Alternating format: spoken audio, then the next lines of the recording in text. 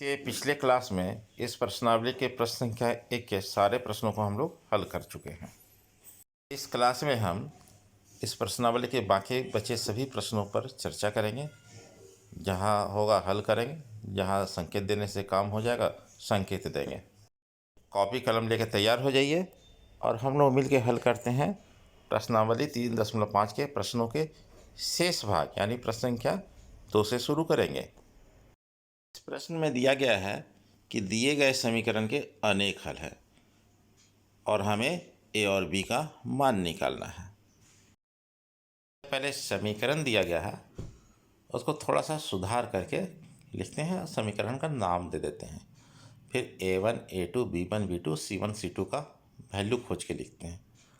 अब इसको हम लोग क्या करेंगे कि देखेंगे कि इसका दिया है अनेक हल है, तो अनेक हल होने से A1/A2 बराबर B1/B2 बराबर C1/C2 होता है।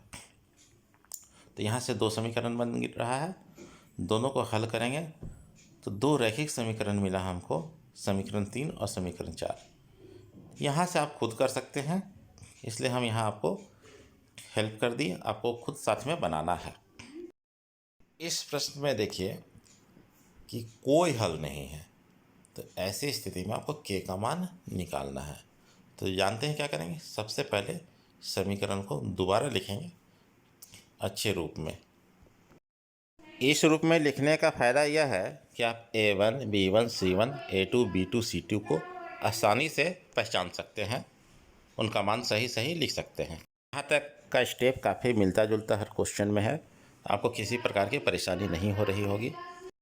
आप इस बात को जानते हैं कि जब कोई हल नहीं होता है तो दिए गए रैखिक समीकरणों की युग्म को असंगत रैखिक समीकरणों का युग्म कहा जाता है।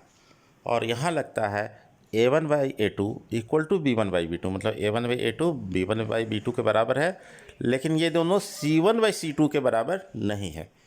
इसी चीज़ को हम लोग यहाँ लागू करेंगे। देख पा रहे होंगे कितनी आसानी से हम लोग सरल करके के का मान निकाले। के का मान हमें 2 प्राप्त हुआ। इस प्रकार के का मान निकल गया। अब आपके लिए एक काम हम छोड़ रहे हैं कि के का मान आप रख दीजिए समीकरण में, और फिर देखिए कि कोई हल नहीं की शर्त, यानी कि A1/A2 equal to B1/B2 not equal to C1/C2 पूरा होता है कि नहीं, ये आपका काम है। दोनों प्रकार की विधियों के बारे में विस्तार से चर्चा हो चुकी है, क्वेश्चन बनाए जा चुके हैं, आपको संकेत दिए जा चुके हैं और आप भी क्वेश्चन को बना चुके हैं। नहीं बनाए हैं तो पहले बना लीजिए। जब ये कर चुके हैं तो ये काम आपके लिए काफ़ी आसान है और आपको ये जवाब देना कौन विधि आपको अच्छा लगता है, दोनों में ये आपका चॉइस होगा। जो प्रश्न दिए गए थे उसमें समीकरण दिए गए थे, ये है वर्ड प्रॉब्लम, यानी कि शब्दों में क्वेश्चन को रखा गया है। पहले आपको समीकरण बनाना है और फिर आगे का काम वैसे करना है जैसे आप करते आ रहे थे। तो जो आप काम कर सकते थे समीकरण के बाद हल कर सकते थे वो आप करेंगे, हम आपको समीकरण बनाने में मदद करते हैं और आप भी समझेंगे समीकरण कैसे बनाया जाता है। ऐसे तो आप पिछले अध्याय में भी देख चुके हैं, लेकिन एक बार उसका रिवीजन भी हो जाएगा। इस तरह का फिक्स खर्च वाला जो प्रश्न है वो हम लोग पहले भी बनाए हैं, तो फिक्स खर्च के बारे में फिर से बनाने की आवश्यकता नहीं है, उसके बारे में हम लोग चर्चा कर ही चुके हैं। फिक्स मतलब वह 2 दिन के लिए भी उतना ही लगेगा, 200 दिन के लिए भी उतना ही लगेगा, वो फिक्स है। इसी खर्च का दूसरा भाग जो है वो दैनिक खर्च है, मतलब कि जितना दिन भोजन कीजिएगा उस हिसाब से खर्च लगेगा। 1 दिन के लिए अगर कि वाई है तो 2 दिन के लिए 2y हो जाएगा, 3 दिन के लिए 3y, 4 दिन के लिए 4y। समझ रहे हैं दोनों खर्च के भाग को। तो इस प्रश्न में दिया गया है ए को 20 दिन के भोजन के लिए 1000 रुपया देना पड़ता है, तो 20 दिन का जो दैनिक भोजन का खर्च है वो 20y होगा और फिक्स जो चार्ज है, जो नियत खर्च है वो x है। तो क्या हो जाएगा समीकरण आपका, देखिए x + 20y बराबर 1000, ये समीकरण 1 हो गया हमारा। फिर इसी प्रश्न में आगे है कि 26 दिन का खर्च 1180 है, तो क्या हो जाएगा x प्लस 26y बराबर 1180। उसके बाद इस प्रश्न को आप आसानी से हल कर सकते हैं। इस तरह का प्रश्न हम लोग बना चुके हैं। इसमें कह यह रहा है कि एक भिन्न जो है सो 1/3 हो जाती है, जबकि उसके अंश से 1 घटाया जाता है। तो क्या करेंगे, सबसे पहले अंश को x मान लेंगे, हर को y मान लेंगे, तो भिन्न हो जाएगा x/y। एक कॉमन फॉर्मेट मिलेगा जिसमें हर क्वेश्चन में 2 स्टेटमेंट होगा। तो अभी हम पहला स्टेटमेंट को देखते हैं और उसका समीकरण बनाते हैं। थोड़ा हल कर लीजिए तो क्या होगा, 3 ब्रैकेट x - 1 ब्रैकेट बंद इक्वल टू y। अब इसके दूसरे स्टेटमेंट पर देखते हैं, जैसे दूसरा समीकरण बनने वाला है। दूसरे स्टेटमेंट पर देखें तो पता चलता है कि हर में 8 जोड़ देने से वो 1/4 हो जाती है। तो इसको इस प्रकार हम लिखेंगे। आप आसानी से हल करेंगे, 4x बराबर y + 8। इस तरह से हल करके समीकरण 1 और समीकरण 2 होगा, x y का मान निकलेगा, फिर भिन्न का मान आप निकाल लेंगे। इस प्रश्न में आप मानेंगे कि सही उत्तरों की संख्या बराबर x तथा गलत उत्तरों की संख्या बराबर y। जब यस x प्रश्न को सही करता है तो उसके आ जाएंगे अंक 3x, और जब y प्रश्न को गलत करता है तो उसके कट जाएंगे y अंक, यानी कि 3x - y बराबर 40। पहला समीकरण हमारा बना। अगला स्टेटमेंट है कि अगर कि सही उत्तर के लिए 4 अंक मिलते और गलत के लिए 2 कटते तो उसको 50 नंबर आ जाता। तो क्या हो जाएगा, 4x - 2y बराबर 50। ये समीकरण 2 हो गया। दोनों समीकरणों को हल कीजिए, आपका सही जवाब मिल जाएगा। इस प्रश्न में मान लीजिएगा कि A स्थान से चलने वाली कार की चाल बराबर x किलोमीटर प्रति घंटा तथा B से चलने वाली कार की चाल बराबर y किलोमीटर प्रति घंटा।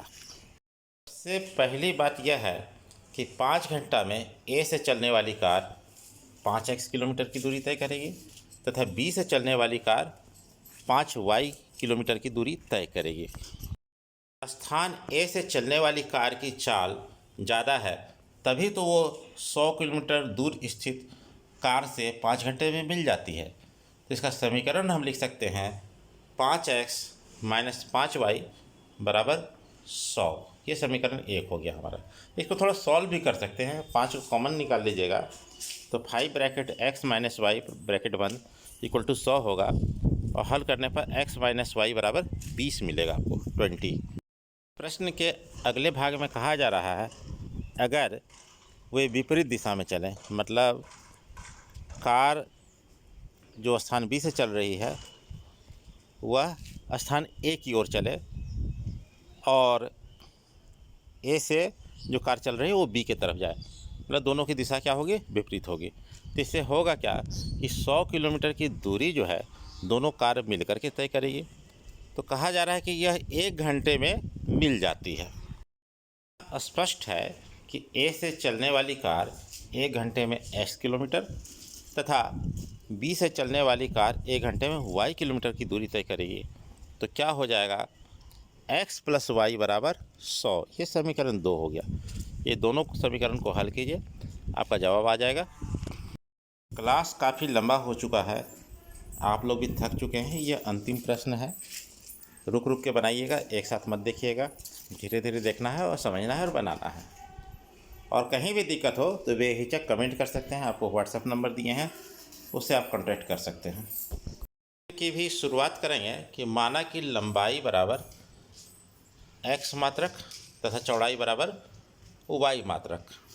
अब आइए प्रश्न में कह रहा है कि आयत का क्षेत्रफल 9 इकाई कम हो जाती है जब उसकी लंबाई 5 इकाई कम कर दी जाती है और चौड़ाई 3 इकाई बढ़ा दी जाती है। इसको कैसे लिखेंगे और कैसे समझेंगे। 5 मात्रक लंबाई कम कर दे रहे हैं तो लंबाई हो जाएगी x - 5। 3 मात्रक चौड़ाई बढ़ा दे रहे हैं तो हो जाएगी चौड़ाई y + 3। दोनों को गुना करेंगे तो जो गुणनफल आएगा वो कितना आएगा, x × y - 9 कि जो क्षेत्रफल बिना बढ़ाए घटाए आता वो एक्स वाई था, उसमें से ये 9 घट जा रहा है। इसको थोड़ा सा हल कर लीजिएगा, एक्स वाई दोनों साइड कट जाएगा और आपको एक रैखिक समीकरण मिलेगा। इस भाग में देखते हैं कि लंबाई 3 इकाई बढ़ा दी जाती है, तो लंबाई हो जाएगी x+3। चौड़ाई 2 इकाई बढ़ा दी जाती है, तो चौड़ाई हो जाएगी y+2। दोनों को गुना करेंगे तो नया क्षेत्रफल आएगा। जो पहले के क्षेत्रफल से 67 ज़्यादा है, तो क्या आ जाएगा, xy+67, ये RHS में जाएगा। तो इस प्रकार हल करेंगे, एक्स वाई दोनों साइड फिर कट जाएगा, आपको यहाँ भी एक रैखिक समीकरण मिलेगा। यहाँ एक्स वाई का मान निकाल लेंगे।